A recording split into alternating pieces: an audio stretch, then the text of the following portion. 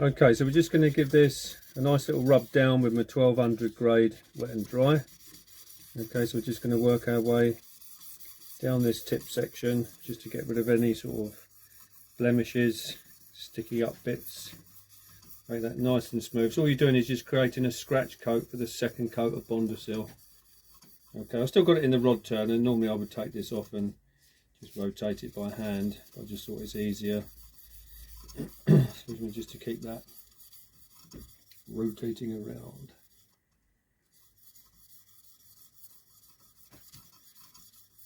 Okay, so just work all the way down to the bottom. You're going to have to clean this up as well, so using that micro cloth and the meths just to take off the dust.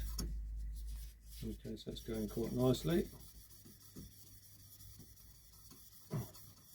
And what you do find with some of these boat rods in particular, I mean they've been all over the place, probably on piers and arms and things like that, they do get a couple of dinks in them, you know, like little pock marks. You can fill those in, okay, using a filler to go with the epoxy, but they're so slight on this, we can just coat that with Bondaseal and that's absolutely fine. Okay, we're getting fairly close to the decal now. So again, I've gone down to this 1200, which is absolutely fine for running over that.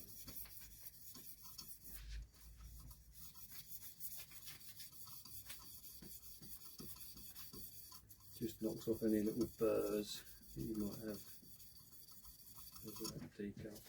There we go. That's all you're doing, is just taking that off and just creating a scratch coat ready for your second coat of Bondaseal.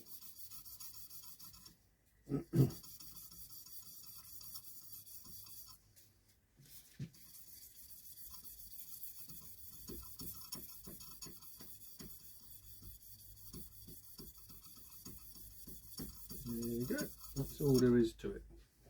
Okay, so that bit's done, and then we just need our cloth and our meths just to give that a clean up. So there we go.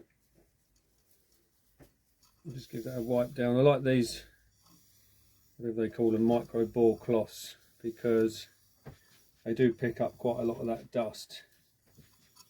Okay, so just give that a wipe over.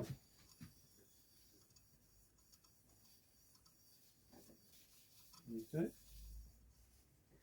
and then we'll just give that a nice wipe with the meths, as we did the other day. So just a little dab on that. Okay, as you can see, there's only a small bit, and just wipe that down. And this flashes off quite quick anyway, the meths, which is quite good. It leaves very little sort of streaks. Some products that you might use, like ISO or something like that, can actually leave some white sort of powdery streaks on your blank, but I find this one works quite well. Okay, so just take the dust off. That's all you're doing, just preparing that all the way down across the top of the decal.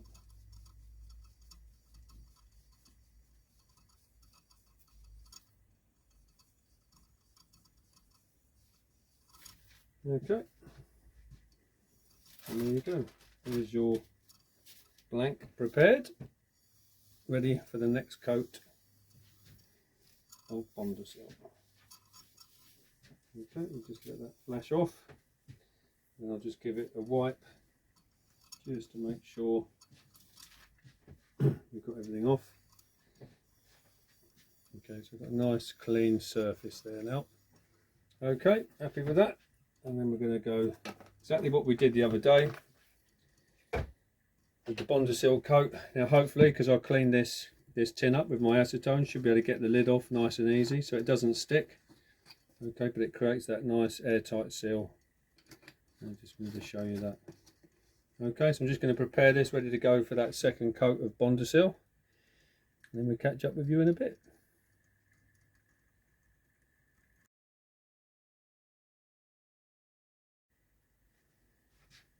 Okay, so we're going to Bondaseal second coat, exactly the same as we did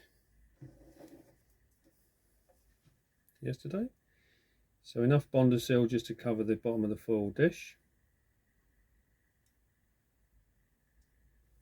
Okay, and then give the inside of that a wipe.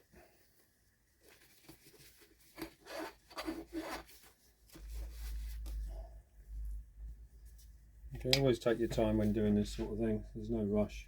So I'm using my acetone then just to wipe out the inside and the outside neck of that tin. Okay, to stop the lid from sticking and also the air getting in. So there we go. That's that bit done. We can tidy that away.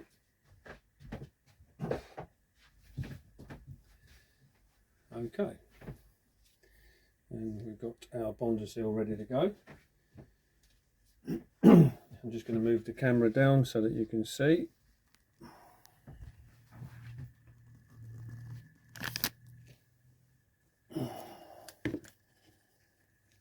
Okay, let's put you up there.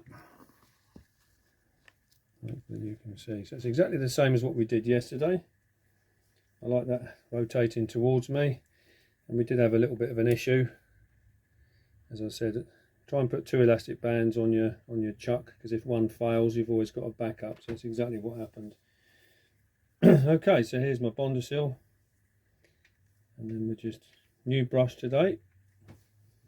Okay, new foam brush, and sometimes it's really hard to see where you've coated when you're putting that second coat on, so you want good light. Okay, so you can see, and there we go. Same as yesterday, just make sure that you spread it nice and thin, don't overload it, because you will end up with runs and sort of brush marks. And I like to use the foam pad, because I do find that you get a much better finish as opposed to using a brush. Personal choice, it's up to you. Okay, one way or the other. And there we go, just going over the decal. That's coating quite nicely, so I'm quite pleased with that, making that decal look fresh. Okay, still the original, so you know there are some imperfections with it, but I think sometimes when you're restoring a rod to its former glory, it's nice to keep some of those things, because that's the original. And you've got the original Carol McManus decal there, probably got their fingerprints still in it where they put it on the rod. Okay, so there we go, just going to work my way down.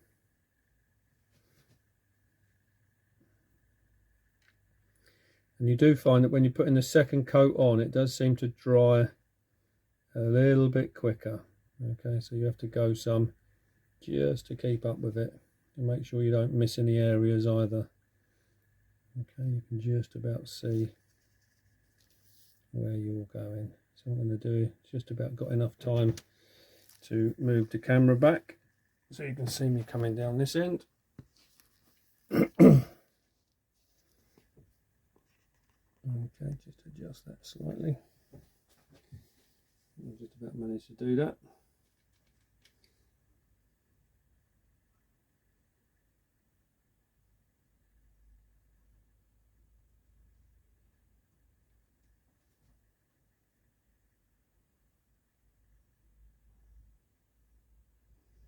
Yeah, good lighting is what you need, certainly when you're doing that second coat.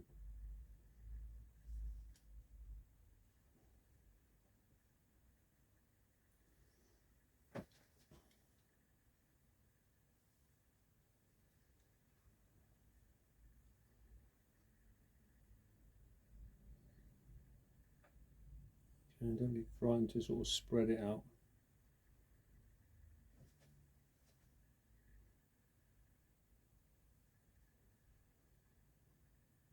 Okay, it's a labour of love, not something that you can rush. Okay.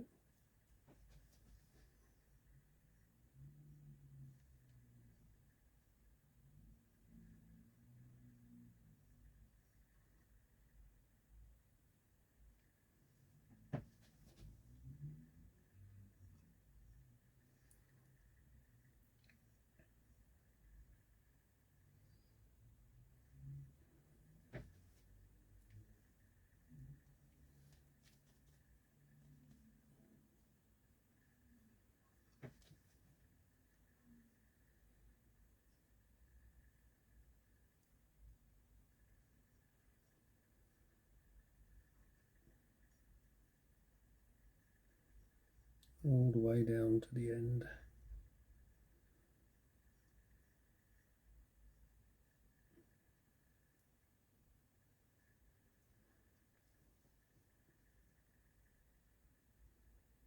Okay, now within an hour or so that'll be dry, so I won't really be able to build on that for sort of 24 hours really until that's gone off.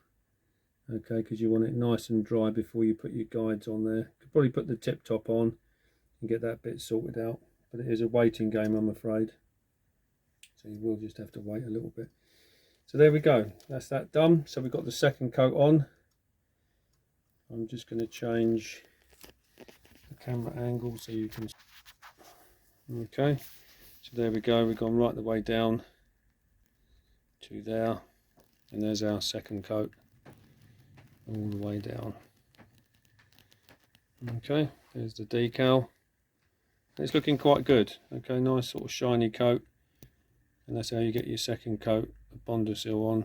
Decal's covered really nicely as well, so quite pleased with that.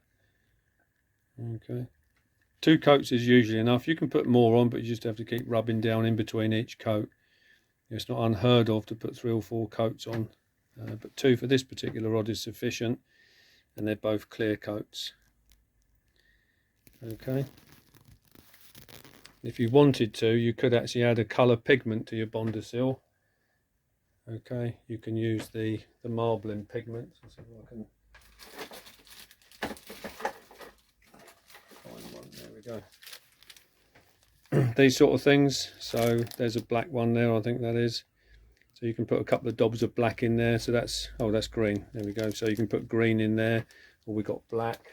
Yeah, there's the black one. Okay, a couple of dobs of that to give it a black finish. Okay, there's other colours you can get as well, but that's quite good with the Bondaseal, the marbling pigment. So there we go. Let's leave that spinning around, let it dry, and then maybe tomorrow we'll think about putting some guides on. Okay, catch up soon.